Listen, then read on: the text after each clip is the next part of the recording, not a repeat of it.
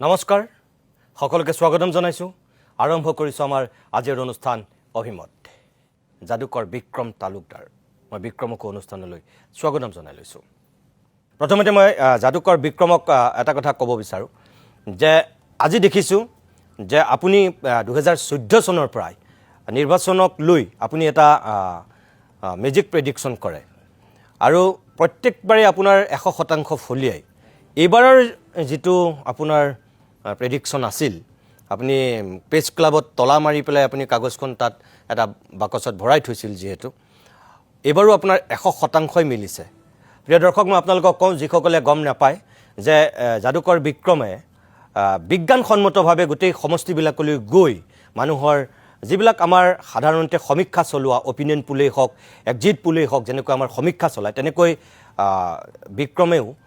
সমষ্টিবিলাকলৈ গৈ এটা সমীক্ষা চলায় তাৰপিছত সেই সমীক্ষাৰ ভিত্তিত তেওঁ নিজৰ এটা প্ৰেডিকশ্যন দিয়ে যেটো যাদুকৰ বিক্ৰমৰ প্ৰেডিকশ্যন বুলি কয় এইবাৰ তেওঁ যেটো প্ৰেডিক্ট কৰি পেলাই যেখন তেওঁ সমীক্ষা গুৱাহাটী প্ৰেছ ক্লাবত সাংবাদিকসকলৰ আগত তেওঁ তলা মাৰি পেলাই ফলাফল ঘোষণাৰ পূৰ্বেই তাত জমা ৰাখিছিল আজি সেইখন তেওঁ মুকলি কৰিছিল আৰু আমি নিজেও তাৰ সাক্ষী আছিলোঁ আচৰিত ধৰণেৰে সেই কাগজখনত বিক্ৰমৰ লগত এই মুহূৰ্তত নাই বুলি কৈছে তেওঁ মই নিজে দেখিছিলোঁ মোৰ মোবাইলতো আছে বাৰু কিন্তু সেই কাগজখনত তেওঁ ভাৰতীয় জনতা পাৰ্টিক 82খন আসন দিছিল কংগ্ৰেছক 19খন আসন দিছে অসম গণ পৰিষদ আৰু বিপিএফক 10খনকৈ আসন দিছে ৰাইজৰ দলক 2খন আসন দিছে এআইইউডিএফক তেওঁ 2খন আসন দিছে আৰু অন্যান্যক 1খন আসন দিছে আৰু অজাপক +-1 দিছিল আৰু নট কনফাৰ্ম বুলি তেওঁ তাত লিখি পেলাই সাইন কৰি দিছিল এখন পাবও পাৰে নেপাবও পাৰে সেইকাৰণে তাত তেওঁ নট কনফাৰ্ম বুলি তেওঁ লিখি পেলাই সাইনটো কৰিছিল অৰ্থাৎ সঁচাকৈ বিজেপিয়ে 82খনেই পাইছে সঁচাকৈ কংগ্ৰেছে 19খনেই পালে অগপ বিপিএফে 10খনকৈ আসন পালে ৰাইজৰ দল এআইইউডিএফে 2খনকৈ আসন পালে অন্যান্য অৰ্থাৎ চেয়াৰমান আলী তৃণমূল কংগ্ৰেছ মন্দিৰাত তেওঁ এখন ধৰি থৈছিল সেইখনেই পাইছে আৰু অজাপৰ ক্ষেত্ৰত +- ধৰিছিল নট কনফাৰ্ম কৰিছিল লুৰিণজ্যোতি গগৈখন ধৰিছিল সেইখন নাপালে মই এটা সেই বিক্ৰমকে সুধিছোঁ যে বিক্ৰম যে বহুতৰ সমীক্ষা মানে +- থাকে আপুনি পুৰা একদম এটা সংখ্যা লিখি পেলাই আগতীয়াকৈ প্ৰেছ ক্লাবত জমা দিছিল কেনেকৈ ইমান মিলি গ'ল ইয়াৰ আঁৰত মেজিকেল ফৰ্মুলা যেটো থাকে হেতুটো থাকিবই যেটো প্ৰেডিকশ্যন বুলি কয় যেটো মাইণ্ড ৰিডিং বুলি কয় যেটো মেণ্টেলিজম বুলি কয় হেতু এটা অংশ থাকে কিন্তু তাতকৈ ডাঙৰ অংশটো হৈছে যে আমি সমষ্টিসমূহলৈ যাওঁ আমি একদম জেনাৰেল পাব্লিক হিচাপে যাওঁ জেনাৰেল মানুহ হিচাপে যাওঁ তাতে থাকো তাতে বিভিন্ন ধৰণৰ স্তৰৰ মানুহৰ লগত কথা পাতো কেতিয়াবা আমি কাৰ্যালয়তে বহি থাকো অলপমান একো নকৰাকে 15-20 মিনিট কথা পাতি মানে এনেই বহি থাকোঁ মোবাইলটো চাই বহি থাকোঁ যেতিয়া কথা বতৰা পাতে আমি কিছুমান বস্তু বিসংগতি ধৰা পৰে কিছুমানে ধৰক এইটো দলে সেইটো দলৰ লগত যদি মিত্ৰজোঁটত আছে সেই কথা বতৰাবোৰ গম পাওঁ যে এইটো লেক্স হৈ আছে আমি যিমান পাৰোঁ প্ৰাৰ্থীসকলৰ লগত ঘূৰিবলৈ চেষ্টা কৰোঁ তেওঁলোকক লগ ধৰিবলৈ চেষ্টা কৰোঁ তেওঁলোকে গোটেই ৰুটিনটো কেনেকৈ লৈ গৈছে তেওঁলোকে আৰম্ভণি কেইটা বজাত কৰিছে শেষ কেইটা বজাত কৰিছে দিনটোৰ ভিতৰত কেইখন মিটিং কৰিলে সেই মিটিংখিনিৰ দূৰত্বটো কিমান আছিলে টাইম ৱেষ্ট হৈছে নেকি নে জিৰণি লওঁতে ভাত খাব যাওঁতে 3 ঘণ্টা এটা নষ্ট কৰিলে নে ৰেডি হওঁতে 12টাই বাজি গ'ল তো এই গোটেইবোৰ কথা আমি ইমান তথাপি যে ইমান একদম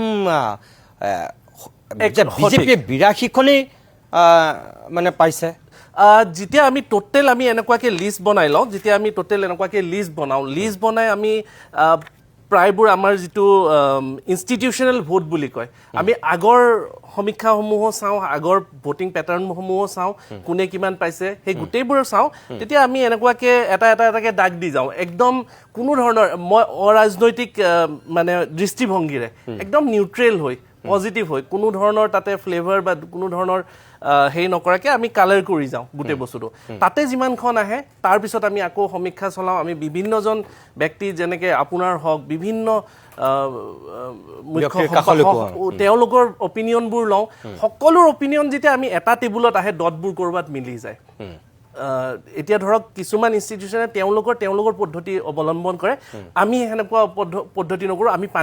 আমি চবৰ লগতে যাওঁ আমি প্ৰাৰ্থীজনৰো সমীক্ষা বা তেওঁলোকৰ অপিনিয়নটো লৈছোঁ কৰ্মকৰ্তাৰো লৈছোঁ গ্ৰাছৰুট লেভেল লৈছোঁ টপ লিডাৰজনৰো লৈছোঁ মানে 14 চনত যিটো কায়দা মানে যিটো ক্ৰাইটেৰিয়া কৰিছিল 19ত যি ধৰণে কৰিছিল 21ত যি ধৰণে কৰিছিল এবাৰ এই 26ত একেটা ইভলভ হৈ আছে এইটো নিজে মানে নিজৰ ফালৰ পৰা ডেভেলপ কৰা বুলি ক'ব পাৰি কাৰণ ইয়াৰ আগত এনেকুৱা ধৰণৰ সমীক্ষা এই গোটেইখিনি ভিত্তি কৰি পিনে কৰা মই দেখা নাপাওঁ ইভলভ হৈছে বহুখিনি ইভলভ হৈছে 2014 চনৰ গোটেই বস্তুখিনি একদম নতুন আছিল তথাপিও সেইটো বহুখিনি সময় লাক বাই চান্সত এটা দুটা সিট মানে কনফাৰ্মেশ্যন আহিছিল কাৰণ যে তাতে আপোনাৰ যেহেতুকে সিটৰ সংখ্যা বহুত কম থাকে লোকসভাত সেইকাৰণে এটা ধৰক আমি বহুত কম প্ৰাৰ্থীৰ লগত মিলি যোৱাৰ সুবিধা হয় কিন্তু বিধানসভা হ'লে বহু কঠিন 700ৰ ওপৰত কেণ্ডিডেট তাৰে ভিতৰত 300 হেভিৱেট কেণ্ডিডেট থাকে বহু মাৰ্জিন কম থাকে বহু কথা থাকে যিবোৰ আমি দলৰ আগৰ পৰা লক্ষ্য কৰোঁ যে 2 বছৰ 3 বছৰৰ পৰা এটা লক্ষ্য কৰি থাকো যে দলটোৱে কেনেকৈ উপস্থাপন কৰিছে তেওঁলোকে কেনেকৈ কাষ চাপিছে যদি মিত্ৰজোঁট কৰিছে তাৰে ভিতৰত কি বিসংগতি ৰৈ গৈছে আনবোৰ দলে কেনেকৈ প্ৰস্তুতি কৰিছে সেই গোটেইবোৰ কথা যেতিয়া আহে লগতে এষ্ট্ৰলজিকেল দিশো থাকে লগতে নিউমৰলজিও থাকে গোটেইবোৰ মানুহ এজনৰ আজি ফলাফল ওলোৱাৰ পিছত আপুনি দিয়াত কালি দিনটোত আপুনি কিয় নিদিলে এষ্ট্ৰলজিকেল মানে যিকোনো প্ৰেডিকশ্যন এটা বুলি ক'লে প্ৰেডিকশ্যন মানে হ'ল যে কিবা এটাৰ লগত মই কম্পেয়াৰ কৰিব লাগিব ৰিজাল্টটোৰ লগত কম্পেয়াৰ কৰিব লাগিব যদি মই তাৰ আগত দি দিওঁ সেইটোক এক্সিট পোল বা অপিনিয়ন পোলত ধৰা যাব সেইটো এক্সিট পোল বা অপিনিয়ন পোলৰ যিটো মানে ধৰক যিটো আমাৰ কনসেপ্ট সো এই মোৰটো এক্সিট পোল নহয় অপিনিয়ন পোল নহয় মোৰটো হল প্ৰেডিকশ্যন মই আগতীয়াকৈ জমা কৰি দিছো মোৰ ফালৰ পৰা মই হাত দাঙি দিছো যে এইখন কাগজ এইখন দলিল এইটো বাকচ এইটো চাবি এইটো তলা মই মোৰ ফালৰ পৰা মই হাত দাঙি দিছো এতিয়া সেইখন আমি মিলাই চাওঁ যেটো প্ৰেডিকশ্যন এটা ধৰক সাধাৰণতে মই ধৰক এটা প্ৰেডিকশ্যন কৰিব লাগিলে মই জাস্ট দৰ্শকসকলে বুজি পোৱাকৈ কৰিছো বহুতে এইটো প্ৰশ্ন সুধি আছিল আগতে কিয় নিদিয়ে আগতে নিদিয়া মানে ধৰক কিবা কাৰণত মই যদি আপোনাৰ লগত এতিয়া প্ৰেডিকশ্যন মেজিক এটা কৰোঁ মই ইয়াতে এটা নিশ্চয় এটা সংখ্যা লিখি থম তাৰপিছত মই ক'ম যে আপুনি সংখ্যা এটা ভাবক আপুনি সেই সংখ্যাটো ক'ব তাৰপিছত মই এই সংখ্যাটো এনেকৈ দেখুৱাই দিম যে চাওক আপুনি ভবা সংখ্যাটো ইয়াতে মিলিছে চ' মই ক'ৰবাততো এটা ইন ৰিটাৰ্ণ ৰাখিব লাগিব যিটো আপোনাৰ কোৱাৰ পিছতহে হ'ব কাৰণ এইটো যদি মই আগতে কৈ দিওঁ তো আপোনাৰ কোৱাটোৰ লগত কোনো নাহে তো এক্সিট পোল ডিফাৰেণ্ট আৰু প্ৰেডিকশ্যন মানেই হৈছে যিটো কম্পেৰিজনৰ কাৰণে কিবা এটা তথ্য আছে বুজিছোঁ ধন্যবাদ প্ৰিয় দৰ্শক আপোনালোকে গমেই পাইছে যে বিক্ৰমে গোটেই কথাখিনি